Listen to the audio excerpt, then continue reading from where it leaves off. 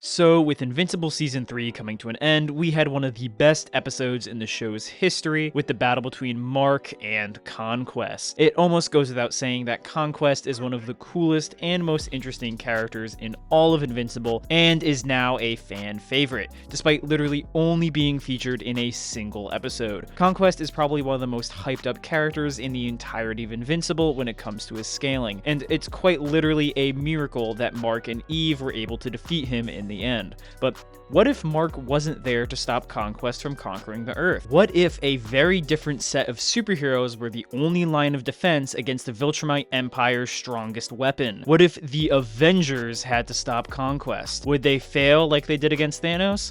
Or is there a reason why they're the Earth's mightiest heroes? Let's find out. If you like this kind of stuff, make sure to like, subscribe, and let's jump right in.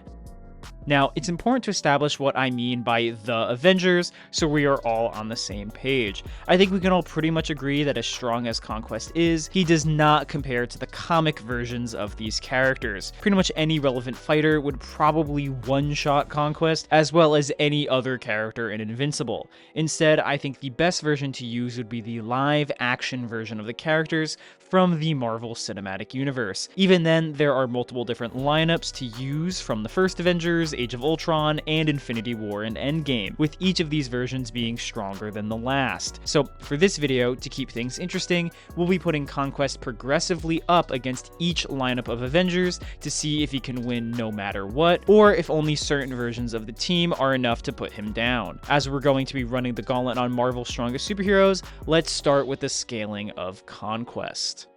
From his appearance in Season 3 of Invincible, Conquest scaling hasn't changed all that much from the original comic. For most of the comic, and seemingly the show as well, Conquest is pretty consistently the second strongest Viltrumite around, only surpassed by Thrag in power. Not only does the show have repeated statements that he's stronger than Omni-Man, but his official character theme is literally the second strongest Viltrumite. While statements aren't always valid on their own, his feats speak for themselves. We see that in pretty much every fight, Conquest is physically stronger than his opponent. Both times when fighting Mark, Conquest's physical attacks can easily tear through his body, and his brief interaction with Omni-Man, he easily blitzes him, grabs his face, and breaks his nose with a casual headbutt. In the show, Conquest further implies that he's stronger than every other Viltrumite when he says that every single Viltrumite fears him. I am so lonely.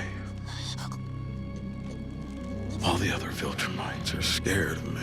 Given that the whole society of Viltrumites is mostly based around strength, I can't think of another reason as to why the Viltrumites would fear him other than the fact that he's stronger than them. This raises the question of how Mark, a guy who Conquest thinks is weaker than Omni-Man, could even beat him in the first place. Thankfully, we are given a pretty clear explanation. Omni-Man pretty simply outlines why Mark was even able to beat Conquest both times, and it's because Conquest is essentially like Goku, in the way that he can sometimes hold back just to make fights more fun and interesting to his own detriment, with even Conquest admitting he underestimated Invincible in their first fight. The other main factor that led to his loss is that, unlike Mark, he can't get a boost in strength from adrenaline or anger. Conquest thinks such a thing is literally impossible, but both times it's these factors of the unwavering human spirit that ultimately allowed Mark to beat him. Even then, what ultimately kills Conquest is being choked out, not outright being overpowered. Ultimately, I mention all of this to say that any feats another Viltrumite does, Conquest can do probably even better. At a bare minimum, he should be moon level, as he would be superior to Omni-Man's capability to move a Texas-sized meteor away from Earth. You've seen the asteroid I diverted a few years ago. The size of Texas. And resist a black hole from close distance, which make Nolan being that strong oddly consistent. For the show, this is where Conquest scaling reasonably ends, because as of now, we haven't seen anyone conduct a better attack potency feat. We also can't just say Conquest is in a higher tier of strength just because he's stronger. He would not be in planetary, but just a higher level of moon level. Meanwhile, the comic Conquest can be scaled in all sorts of higher ways. For example, Conquest was able to one-shot the Coalition of Planets ship that conducted the now infamous solar disk busting feat that varies anywhere from literally multi-continental all the way to star level, depending on the size and makeup of the planet it was blocking. I'm sure you're sick of hearing about Viltrum blowing up, so I won't talk about that feat either today, but just know Conquest could do that. One thing that does line up consistently between both shows is that Viltrumites are fast, really fast, though I'd be lying if I said their speed doesn't feel like it's inconsistent at times. Either way though, Viltrumites, Conquest included, have flown across solar systems and between galaxies in short periods of time, even though they might not use their full speed all the time when fighting on the surface of planets. Still, I don't think it's unreasonable to say that as the second strongest, Conquest is probably also the second fastest Viltrumite, and is thus massively faster than light in speed. Besides that, all Conquest really does is punch and kick, but is this enough for the Avengers to handle? Let's get into it. The first lineup of Avengers is obviously the one from the first Avengers, and is made up of Iron Man, Captain America, Thor, Hulk, Hawkeye, and Black Widow. Obviously, we can pretty much instantly rule out everyone but Hulk and Thor, as these two are clearly on a tier of their own in this movie. Even when compared to the guy who's clearly 3 on the team, Iron Man, a single blast of electricity is several multipliers beyond Iron Man's max capacity. We don't actually need to scale the feats of Thor or Hulk in this movie, because we know pretty explicitly they are not planet level yet, as in this very movie, the Tesseract is repeatedly hyped up to be a planet-busting item, and everyone clearly scales substantially below it. Based on actual feats, they're likely around country level in this movie, which is losing to even a single normal Viltrumite warrior, let alone Conquest. Age of Ultron doesn't change all that much, as all the films in the interim do very little to demonstrate new feats of power for each of the members of the Avengers. What it does do is include several new members to the roster, notably Quicksilver, Scarlet Witch, and Vision. Once again though, like the previous movie, the main threat in this film, Ultron, acts as a hard cap to the level of power of everybody else, as no one is capable of soloing him.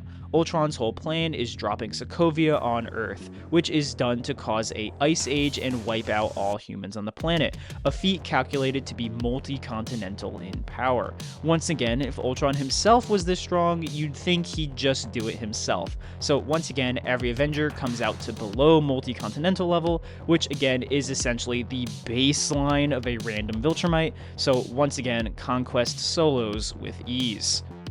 Now, once you reach Infinity War and Endgame, the Avengers are almost infinitely stronger than they were before, even if the team is technically disbanded until the battle with Thanos. Pretty much every character is stronger than before, especially Iron Man, Scarlet Witch, and Thor, while also many characters get added to the team like Doctor Strange, Spider-Man, and down the line Captain Marvel. So how does Conquest do? With his main objective being Earth, he'd likely not even bother taking a pit stop to fight the Guardians of the Galaxy or Thor like Thanos does. Still, we'll just assume he does just to look for some strong opponents. Regardless, the top tier Avengers at this point should all be pushing into that range of potentially planet level in attack potency, as all of them are capable of tanking or canceling out blasts from the Power Stone, an item that when used by Ronan is outright shown and stated to be a planet busting item. In Infinity War, this would apply to Doctor Strange, Iron Man, Thor, and maybe Hulk, given that he's as strong as base Thanos in raw power. Everyone else, while they might be able to kinda stagger Thanos a little bit or take a single hit from him, they simply don't have the concrete proof that they're in that tier. And so, once again, just like Thanos, Conquest should be in for a pretty easy fight. While at this point their attack potency is potentially similar, Conquest still solidly has a speed advantage. His biggest issue might be Doctor Strange, but just like with Thanos, he is going to be able to tear, rip, or just dodge through anything thrown at him. Thor and Hulk might barely have a shot at winning if Conquest substantially underestimates them like he did against Mark and allows them to just barely squeeze out a win, but I just don't see that happening. So let's move on to Endgame. Not only are all of the Avengers assembled now, but they have their members stronger than ever. And again, Conquest is all alone in this scenario with no army to help him. So how does this fight go? Well, just like with his fight against Mark, Conquest by flying around is destroying most of the army. However, there is one single character who confidently defeats Conquest, and that's Captain Marvel. Captain Marvel is like a Viltrumite on steroids. She can do pretty much all the same things as one, but can also shoot energy blasts. I know no one saw this movie, but in Captain Marvel 2, she's able to fly through and reignite a star, something that's unsurprisingly at the bare minimum star level. How do Viltrumites even stronger than Conquest do in a star? Yeah, not so great. Furthermore, she similarly has speed feats of crossing entire portions of the universe in incredibly short amounts of time, meaning that Conquest wouldn't be able to blitz her like he probably can with everybody else. So, just like Thanos, this gauntlet-wielding alien would finally meet his defeat in Avengers Endgame, unless he picks up a few stones for himself. If you made it this far, thank you so much for watching. As always, thank you to my channel members who got to see this video early, and I will catch you guys in the next one. Okay, also, I promise this is the last video about Invincible until Season 4 comes out next year. Okay, see ya.